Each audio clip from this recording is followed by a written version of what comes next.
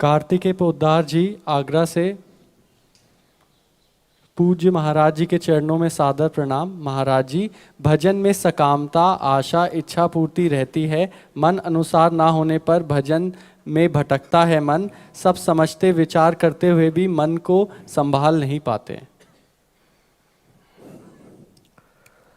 सकामता और आशा शरीर को लेकर के ही होती है। शरीर की प्रधानता में ही सकामता और आशाएं छुपी हुई हैं। शरीर की प्रधानता अज्ञान के कारण है। अज्ञान, माया, अविद्या। भोगों की प्राप्ति प्रारब्ध के अनुसार है। बहुत सुलझ करके यदि सुनोगे तो समझ पाओगे। कामना, आशाएं शरीर की प्रधानता के कारण होती हैं और शरीर की प्रधानता अज्ञान, अविद्या, माया के कारण होती है। जब हम शरीर को अपना मैं मान लेते हैं और प्रभु को पराया मान लेते हैं और शरीर के भोगों को सुख मान लेते हैं और प्रभु को उसका साधन मान लेते हैं, साधन प्रभु है। ये भक्त की बात बता रहे। संसारी आदमी तो ऐसा भी नहीं करता। वो भक्त है, सकामी भक्त है, पर उसने प्रभु को साधन मान रखा है कि हम आपका नाम जप करेंगे, आपका लीला गायन करेंगे, पर आप ऐसा करो कि हमारा ये काम कर दो और ये काम होना चाहिए, ऐसा। अब हमने उस कामना की पूर्ति को सुख मान लिया और पूर्व जन्म के प्रारब्ध कर्म इतने प्रबल हैं सुख और दुख के कि कितने ऐसे हैं जिनको ज्ञान नहीं है बिल्कुल शास्त्रों का, बिल्कुल धर्म से नहीं चलते और बहुत सुख सामग्रियों से भरे पड़े हैं। ये उनका पूर्व सुकृत हो रहा है। कितने से बहुत बुद्धिमान हैं, शास्त्र के ज्ञाता हैं, धर्म से चलते हैं, लेकिन खान पान विश्राम आदि की जो सामग्रियां उनकी बहुत ही कमी है और वो रात दिन उसके विषय में प्रयासरत है। दो बातें देखी गई। एक, क्रिया रहित, नाना प्रकार की भोग सामग्रियों से संपन्न, लेकिन भोग सामग्री की क्रिया कोई ऐसा नहीं स्वयं चेष्टा कर रहा। बड़ी बड़ी फैक्ट्रियां, रुपया गिनने के लिए मैनेजर अलग लगे सब, और एकदम ना तो बुद्धि है, ना तो कोई बल है, ना तो कोई मेहनत है। और एक है बुद्धिवान है, बलवान है, मेहनत भी कर रहा है, लेकिन सामग्रियां नहीं। तो दोनों का निर्णय हुआ कि उसका पूर्व सुकृत उसको फलीभूत हो रहा है, उसका पूर्व दुष्कृत आकर उसके सुख सामग्रियों का नाश कर रहा है। लेकिन ये जो भजन हो रहा है, ये सुकृत दुष्कृत दोनों से परे पहुंचाने वाला है। ये शरीर सुख और दुख का जो भोगता बना हुआ वह सुकृत और दुष्कृत के परिणाम से है। यदि थोड़ी सुलझ आ जाए और हम ये समझ पावे कि जो भगवत भजन कर रहे हैं ये सुख दुख दोनों से ऊपर उठाकर सच्चिदानंद रस प्राप्ति के लिए है, भगवत प्राप्ति के लिए है। तो अब चूंकि हमारा लक्ष्य दृढ़ नहीं, प्रभु को साध्य माना नहीं, प्रभु को विषय भोग दिलाने वाला एक साधन मान लिया है, इसलिए जब हम देखते हैं कि हमने मांगा कि ये विषय मिले और वो नहीं मिलता तो लगता है भगवान तुम्हारा क्या चला जाता, तुम तो इतने मायाधीश हो, अगर मेरी इतनी बात बन जाती तो तुम्हारा क्या बिगड़ जाता, क्या तुम इतने माला जप किए पाठ किए, क्या इसका फल नहीं दे सकते हो। मैं तो जैसे छोटा बच्चा माँ को दुलार करता है और कहता है कि मैं ये विषैली चीज खाऊंगा, तो माँ उसे थप्पड़ मारती नहीं देती, वो सोचता है अगर माँ दे देती तो बहुत बढ़िया था, अगर माँ खेलने जाने देती हूँ मैं बच्चों के साथ खेलता। माँ को पता है वो उद्दंड बच्चे हैं, इसको पीट देंगे, इसकी हानि हो जाएगी। ठीक ऐसे ही सर्वज्ञ माँ प्रभु को पता है अगर इसे भोग दे देंगे, अनुकूलता दे देंगे तो ये फंस जाएगा और मेरे से विमुख हो जाएगा, इसलिए और वो विपरीतता देते चले जाते हैं। अब वहां हमको ये समझना है कि हमारे अंदर नास्तिकता ना आने पावे, भजन ना छूटने पावे, तो देखोगे कि वो भजन मंगल भवन का आपको कहां पहुंचा दिया। इतना तो हिम्मत करनी ही पड़ेगी। अगर ऐसा दीर्घ काल तक विश्वास नहीं रखोगे तो माया हर हथकंडे अपनाएगी भजन छोड़वाने के लिए। बहुत बड़ा युद्ध है, बहुत जन्मों की ऐसी कर्म संस्कारमयी फांसियां लगी हैं जिनसे हमारे प्रभु हमको मुक्त कर रहे हैं। वो सर्वज्ञ है, वो सर्वत्र है, वो सर्वशक्तिमान है, मैं उनका हूं, वो हमारे हैं। फिर वो हमारी बात पूरी क्यों नहीं कर रहे? क्योंकि पूरी होने में अमंगल है, हम नहीं समझ पा रहे। सच्ची मान लीजिए, अगर ये मुकदमा हम जीत जाते तो हमारा मंगल होता, लेकिन मैं हार गया तो अमंगल हो। इसमें क्या मंगल छुपा था? आप नहीं जानते। वो मंगल भवन सर्वज्ञ जानता है। संसार से वैराग्य पैदा करना है, उसको अपने आप में लगाना है। वो जो करता है महा मंगल करता है। विश्वास कर लीजिए, अगर विश्वास में कमी आएगी तो भटकना पक्का पड़ेगा। ये माया ऐसी वैसी माया नहीं है, बहुत हिलाती है, बहुत रुलाती है, अंधकार ऐसा फेंक देती कि ऐसा लगता है आप जीवन किस काम का। भगवान भी नहीं है, वो भी नहीं सुनते हैं, अगर होंगे भी तो कहीं अपने आनंद में होंगे, हमारी बात तो सुनते नहीं हैं। कितने ऐसे लोगों के प्रश्न आते हैं, 2 महीने से पूजा कर रहा हूं, 2 महीने से भजन कर रहा हूं और भगवान हमारी बात नहीं। अरे 2 महीने से कितने कल्प हो गए तुम्हें पाप करते हुए, अपराध करते हुए, फिर भी वो तुम्हें प्यार कर रहा है। तुम 2 महीने से कितनी पूजा कर ली होगी, कितना चिंतन कर लिया होगा। जन्म जन्म मुनि जतन कराही, उनके लिए प्रयास करते रहते, फिर भी शिकायत आती, मन निरंतर नहीं लगता। तो 2 महीने में तुमने कैसा अभ्यास कर लिया कि तुम्हारा इतना भजन बन गया? अरे 2 महीने से लगे हो, तुम्हारे ऊपर कल्याण की वृत्ति भगवान ने दे दी है, कृपा है इसलिए लगे हो, नहीं माया उसको भी छुड़ा देगी। सावधान हो जाए। और मुझे लगता है कि प्रभु इतने कृपालु हैं कि उन कभी अमंगल कर नहीं सकते। जो वस्तु तुम्हें नहीं मिल रही, जहां तुम हार रहे हो, तुम्हारे लिए हारना ही उचित है। इसीलिए मेरा स्वामी ऐसा कर रहा है। नहीं नहीं, पक्का समझो, वो ऐसा नहीं करेगा। जिससे तुम्हारा अमंगल हो नहीं करेगा, जिससे तुम्हारा मंगल हो वही वो करेगा, पक्का समझ लो। नारद जी प्रभु से कह रहे कि इतने दिन तक साधन भजन किया है, भाई एक बार अपना रूप दे दो, दुल्हन मिल जाए बस। तो देख लो अपना जी, हरि को पुकारा, हरि सामने आए। बोले प्रभु अब जब तब तो होगा नहीं, के विधि मिले सुंदरी बाला, कैसे वो विश्व मोहिनी हमारी पत्नी बने? तो हरि चुपचाप खड़े। बोले प्रभु आप अपना हरि रूप दे दो। बोले हरि रूप दिया तथास्तु। उनको लगा कि अब जब हरि रूप मिल जाएगा तो विश्व, और हरि बानर को भी कहते हैं। अगुस्त देख लो, आराध्य देव को साप दे दिया, और जब आराध्य देव ने माया दूर की और दिखाया कि तुमको बंदर का रूप क्यों दिया, तब रो पड़े, हे करुणा निधान क्षमा करो, मेरा अपराध बहुत बड़ा बन गया कि अपने स्वामी को साप दे दिया, ये मेरा साप मिथ्या हो जाए। प्रभु ने कहा नहीं, साप मिथ्या नहीं होगा, मम इच्छा कह दिन दे, मेरी इच्छा थी खेल खेलने की, इसलिए स्वीकार किया। बहुत मांगने पर भी कुछ मिनट के लिए अपना रूप नहीं दिया, बंदर का भयंकर रूप दे दिया। जहां सुंदर, अरे चलो उतना ना सुंदर सही तो किसी देवता के जैसा सुंदर बना देते, लेकिन मरकट बदन भयंकर दे, ठीक विपरीत, मांग के ठीक विपरीत। और जीवन भर भजन किया, एक बार मांगा था दे देते भाई दे, लेकिन प्रभु ने कहा नहीं। जैसे कोई रोगी विपरीत कुपथ्य करके विष मांगे तो कोई भी वैद्य नहीं देगा, ऐसे ही जिस तरह से मेरे भक्त का शरणागत का परम मंगल होता, मैं वही विधान करता हूं। सच्ची हम लोग सर्वज्ञ नहीं है, अल्पज्ञ है, इसलिए ऐसे रहे।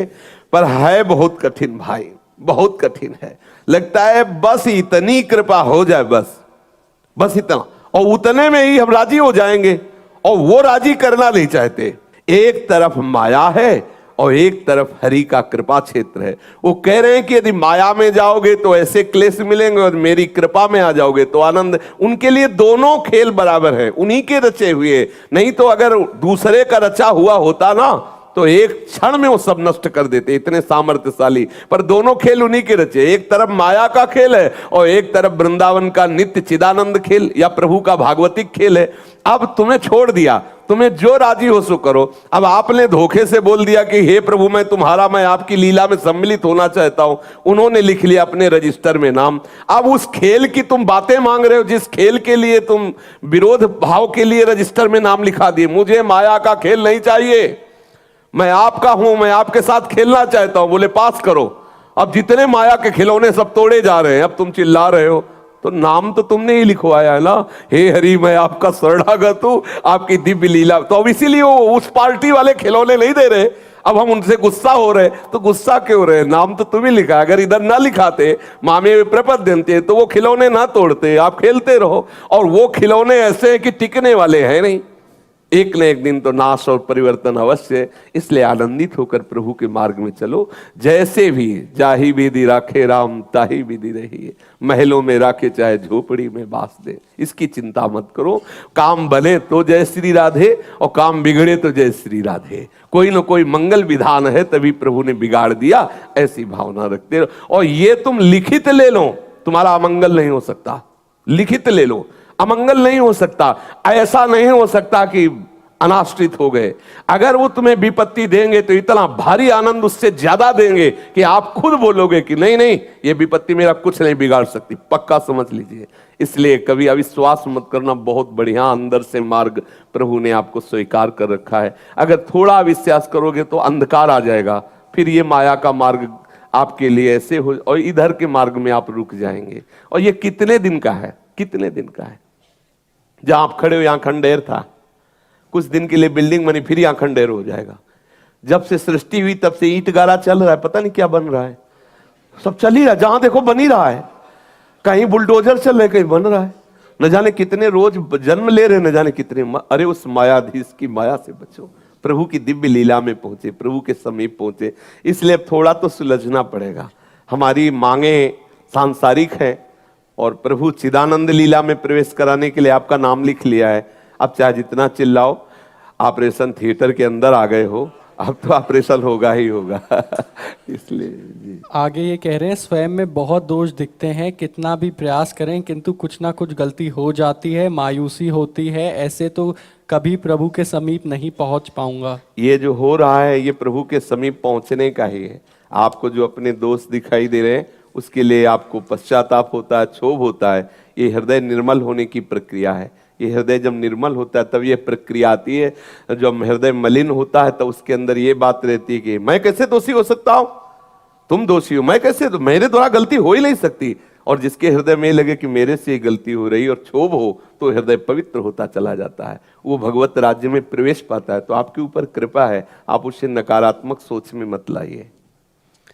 सत्येंद्र द्विवेदी जी प्रयागराज से, गुरुदेव भगवान के चरणों में कोटि कोटि प्रणाम। गुरुदेव भगवान, मैंने मंत्र लक्ष्मी नारायण भगवान का लिया हुआ है। जब मैं गुरु मंत्र का जाप करता हूँ तो चिंतन राधा कृष्ण का चलने लगता है। आपके मुखारविंद से सुना है कि जिन इष्ट का हम मंत्र जपते हैं उन्हीं का जाप करना और उन्हीं का ध्यान करना चाहिए। तो ऐसे में मुझे क्या राधा कृष्ण भगवान का मंत्र लेना चाहिए? कृपया मार्गदर्शन करें। हम मंत्र लेने की तो बात नहीं कह सकते, पर इतनी बात जरूर करें कि तुम्हारे बहुत बड़े भाग्य है कि तुम्हारे चिंतन में राधा कृष्ण आते हैं।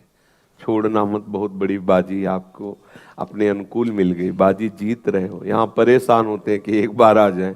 तुम्हारा चिंतन राधा कृष्ण का हो रहा है, इसलिए भैया इसे संभाल लो, बहुत बड़ी कृपा है। जो जप रहे हो वही जपो, लेकिन जो चिंतन में आ रहे हैं वही है, दूसरे नहीं है, उन्हीं का चिंतन करो, बहुत कृपा है जी। चंद्रवदनी शरण जी, सदगुरुदेव भगवान, आपकी अहेतु की कृपा करुणा कोर से वास की व्यवस्था बन गई है। सदगुरुदेव भगवान के चरण कमल में ये विनम्र निवेदन है कि अनुकूलता एवं प्रतिकूलता में हम डगमगाएं ना, और आप अपनी कृपा कोर हम पे सदैव बनाए रखें। हाँ, स्वागत है आपका, ये धाम वास कीजिए। मेरी लाडली जो बहुत कृपालु है, बहुत करुणामयी है, वही ऐसा बल देंगी कि हम धामवासी बन पावें, हम धाम के रहने से रह पावें, उन्हीं की कृपा से होगा। तो आप बस यहाँ वृंदावन बस के इतनो बड़ो सयान, जुगल चरण के भजन बिन निमिष न दीजे जान। क्योंकि अगर हम जुगल चरण के भजन से हटेंगे तो किसी न किसी के दोष दर्शन करेंगे, निंदा करेंगे, तो हमारा हृदय शुष्क हो जाएगा, कठोर हो जाएगा। बस धाम में एक ही बात से ऊपर अपने साधकों से ही प्रार्थना कर रहे थे कि बस एक बात से बचे रहना, कि भी कभी किसी वैष्णव से द्रोह, निंदा, दोष दर्शन ये मत करना। धामवास अपने आप में महाभजन है। ये धामवास है ना, एक बहुत बड़ा भजन है धामवास अपने आप। यहाँ का जल, यहाँ की रज, यहाँ की वायु, यहाँ फिरे स्वार्थ आपने, तो भजन गए फिरे बाह। पर यहाँ ऐसे प्रेम समुद्र वृंदावन धाम में बसते हुए जो हमारे हृदय में प्रेम का स्फुरण नहीं होता, उसका कारण होता है वैष्णव अपराध। धाम के किसी वासी के प्रति दोष बुद्धि हो जाने से हृदय शुष्क होने लगता है। तो यदि मन में किसी के प्रति दोष आ जाए तो मन से ही प्रणाम करो, मन को डांटो, अरे ये प्रभु का धाम है, ये सब निज जन प्रभु के, क्यों ऐसा देखता है। और यदि मन इतना प्रबल कर दे कि वाणी आदि से दोष बनने की संभावना, तो मौन हो जाए, फिर ना बोले। और अगर बोल दे तो जिसके प्रति बोल दे फिर उसी से वाणी से प्रार्थना करे कि आपके प्रति हमारे वाणी का अपराध बन गया, इसलिए आप कृपा, तो थोड़ा डांटेगा या वो क्षमा कर देगा तो वाणी का अपराध क्षमा। ऐसे हमारी प्रत्येक चेष्टा यदि निरपराध धाम में हो तो बहुत जल्दी बिना प्रयत्न के यहाँ भगवत साक्षात्कार हो जाए। क्योंकि धाम है ना, महामहिमा में धाम है, ज्वलंत शक्ति यहाँ प्रकाशित है। धाम है ना, थोड़ा भजन बहुत बड़ा चमत्कार प्रकट करता है। पर बस यहाँ यही सावधानी, वैष्णव धाम है, किसी भी वैष्णव का अपराध चिंतन न बने। जी गुरुदेव भगवान की कृपा बल से तो अपराध नहीं बनेगा, लेकिन गुरुदेव भगवान आप अपने आंचल से ढके रहना नादान बालक को। हम आंचल चाहिए तो देख लो। आंचल से ढके रहना गुरुदेव भगवान। हाँ, तो आप नजदीक रहना तो आंचल में ढके रहोगे। अब आप भाग जाओ दूर तो कैसी बात है। लक्ष्मण रेखा में रहना, वाणी के उपदेश के अनुसार रहना तो कोई छू नहीं सकता। गुरु मेहरवान तो चेला पहलवान, बस वो रेखा के अंतर्गत रहना। अगर वाणी की, सिद्धांत की, आज्ञा की अवहेलना कर दी तो फिर बिगड़ सकता है, नहीं तो कोई ऐसा नहीं। हाँ, बिल्कुल सच्ची बात मानना, यदि जो आज्ञा हो जाए वाणी जी की उसी के अनुसार रहना तो कोई छू नहीं सकता, कोई परास्त नहीं कर सकता है। और निर्भय रहो। गुरुदेव भगवान परिक्रमा में कहीं से मधुकरी कर सकते हैं? परिक्रमा में कहाँ, गिरिराज जी की या वृंदावन? हाँ, कहीं से भी कर सकते हैं। जो अभी 8-10 साल से यहाँ पे वृंदावन जिनका, वो भी ब्रजवासी होगा गुरुदेव? हाँ, भिक्षुक भाव से हम ब्रजवासियों के टूक ले लें वैसे अच्छा है। थोड़ा तेहरा और सुनरक या ऐसे गांव में जाके उनकी, और थोड़ा 1-8 किलो सेव संतरा भी ले जाओ, गृहस्थी हो, उनके चरणों में रख दिया, एक रोटी ली चल दी, ऐसे भाव से। कभी हरी सब्जी ले ली 150 की, उनके घर में रखे आए, 2 रोटी मांग लाए, ऐसा कर लिया। गृहस्थी है ना, अगर विरक्त है तब तो कोई बात नहीं है, पर गृहस्थी अगर ऐसा करे तो कुछ न कुछ सेवा कर देनी चाहिए, उनके बच्चों को कुछ सेवा कर देनी चाहिए, ऐसा कर देना चाहिए। मधुसूदन व्यास जी, राष्ट्रीय व्यास जी, इंदौर मध्य प्रदेश से। प्यारी भोरी गौरी किशोरी स्वरूपा, मेरे सदगुरुदेव के चरण कमल में दंडवत प्रणाम। श्री राधे, दासी का भाव है कि राधा रानी को भोजन पवाने के बाद उनका मुख जल से थोड़ा पोंछकर फिर साफ कपड़े से साफ करूं, पर इसमें शरीर के पति कहते हैं ऐसा नहीं करना है। दासी तो भोजन को जब तक श्री जी के मुख से लगा नहीं देती, मन नहीं मानता कि मेरी श्री जी कैसे पाएगी, लेकिन शरीर के पति इस बात पर बहस करते हैं। तो इसमें आप मुझे बताइए कि सेवा में इनका भाव ठीक है, इनके भाव से चलने में आप ऐसा ही करो। हमारी श्री जी के प्रति आपका जो ये भाव आया ना, बहुत सुंदर, ऐसा ही करो।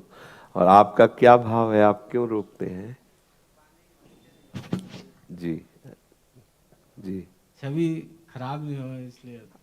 अच्छा, तो उसमें ये देखना है कि जैसे ऐसे भोग लगाते हैं ना, अपने भी लगाते हैं, तो ऐसा सीधा नहीं कि उनके मुख में हम वही अच्छा ना, ऐसे करते हैं। जैसे ठाकुर जी की छवि तो अपने जैसे भोग लगाते हैं तो ऐसे कवल लिया और ऐसे भाव में करके ऐसे उनके समीप तक ले गए। अगर उन्हीं में दाल कढ़ी चावल और फिर 1 लोटा गरम जल, तो रोज छवि बदलनी पड़ेगी। तो इसलिए ऐसा लगता है महाराज जी कि जब तक मैं पाऊंगी नहीं और लाडली जी के मुंह में थोड़ा सा अन्न नहीं लगेगा जब तक नहीं ऐसा लगे, थोड़ा क्यों लगा, पूरा पवा ले। देखो, अब भाव से जब हम पवाते हैं तो हम पहले छवि का भाव खत्म कर देते हैं और ये भाव रखते हैं मेरे प्रिया प्रीतम बैठे।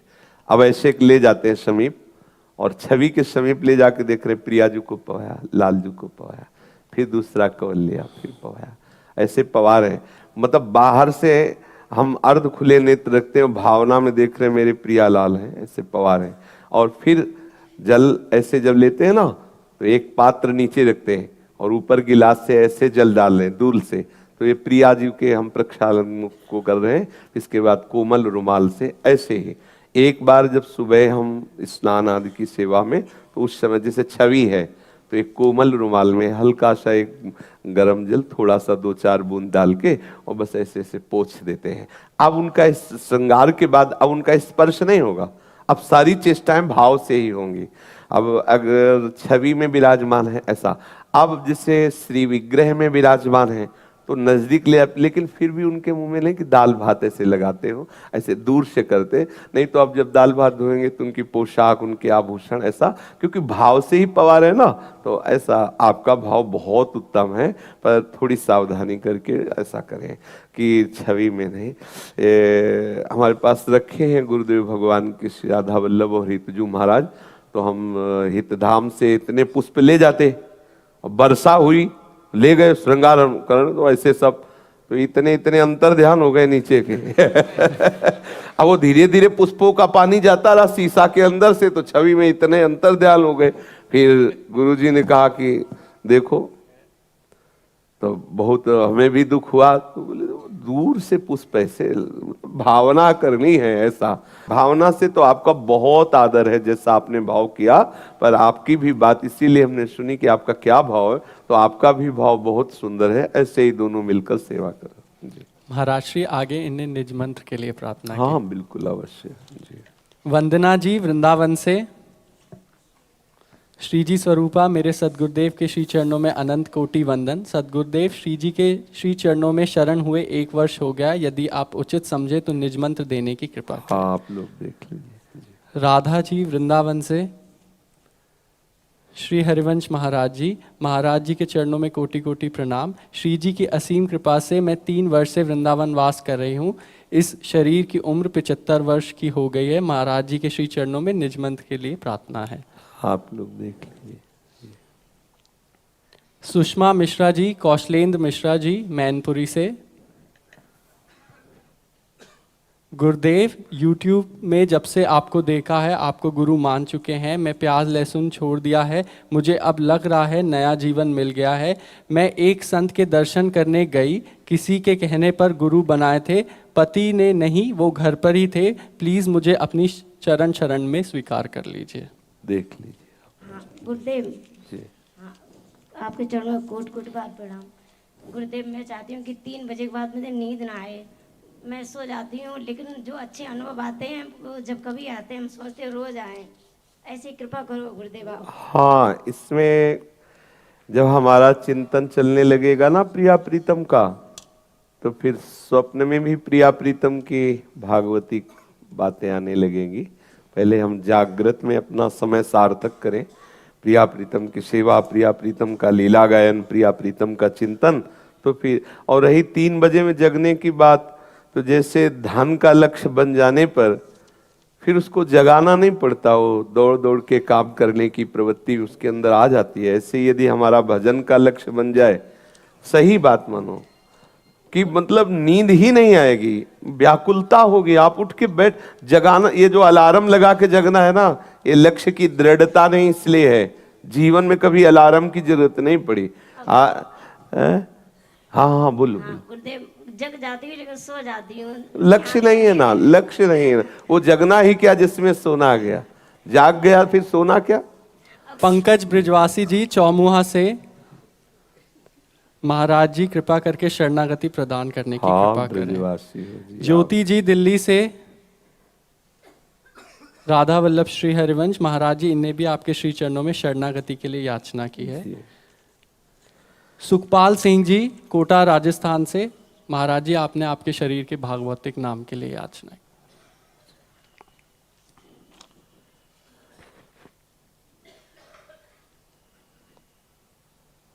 पिय वल्लभा शरण, पिय वल्लभा शरण।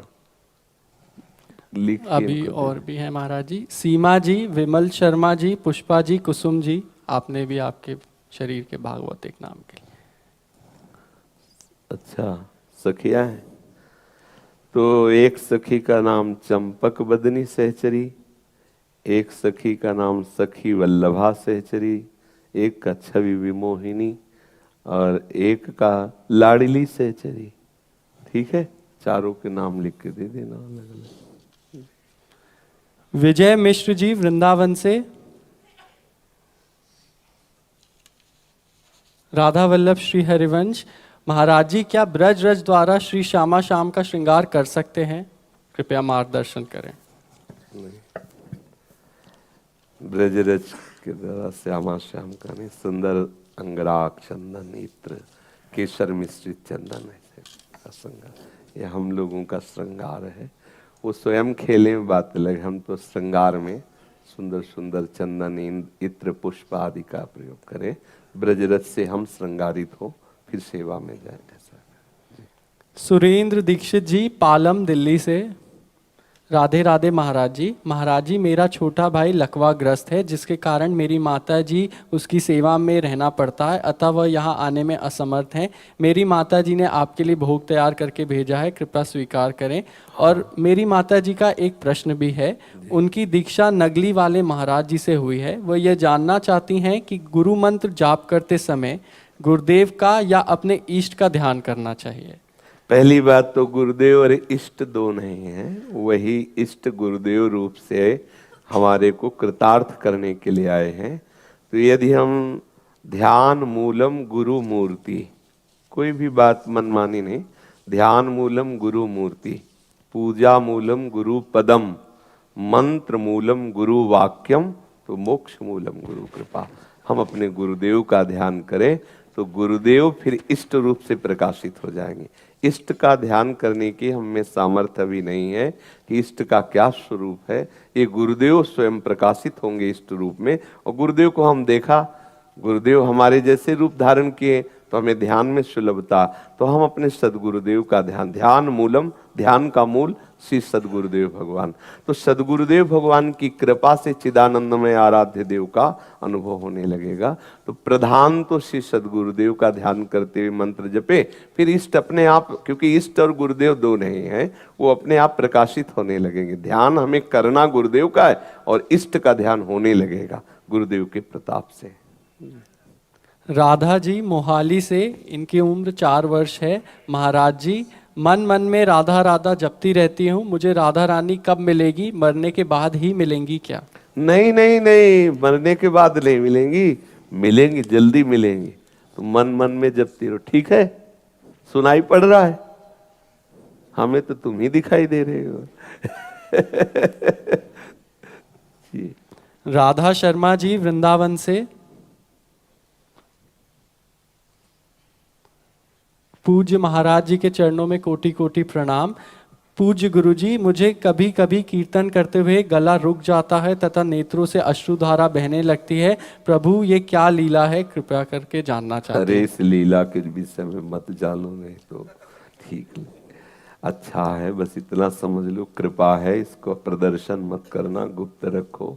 प्रिया प्रीतम की कीर्तन करने में या कीर्तन सुनने में, नाम जपने में या लीला गायन चिंतन में आंसू आने लगे, गला अवरुद्ध हो जाए, ये उनकी कृपा का फल है ना। हाँ, इसको प्रकाशित मत करो, गुप्त रखो। गदगद सुर नयना सजल, दंपति रस रहे भीन, यही गति वृंदा विपिन में फिरे प्रेम तल्लीन। इस स्थिति की तो मांग करनी है। अभी तो ऐसे कभी कभी बौछार आ जाती है, जब वर्षा होगी तो फिर वो, और इसे गुप्त रखना चाहिए। जब कभी किसी को ऐसा है कि प्रियालाल का नाम या बात सुनकर रोना आने लगे तो समझो बहुत कृपा है। नहीं तो रो तो सब ही रहे, कोई अपने कर्मों को रो रहा है, कोई अपने परिवार को रो रहा है, लेकिन प्रियालाल के लिए कंठ अवरुद्ध हो जाए, रोना आ जाए, तो बहुत बड़ा कृपा का स्वरूप है।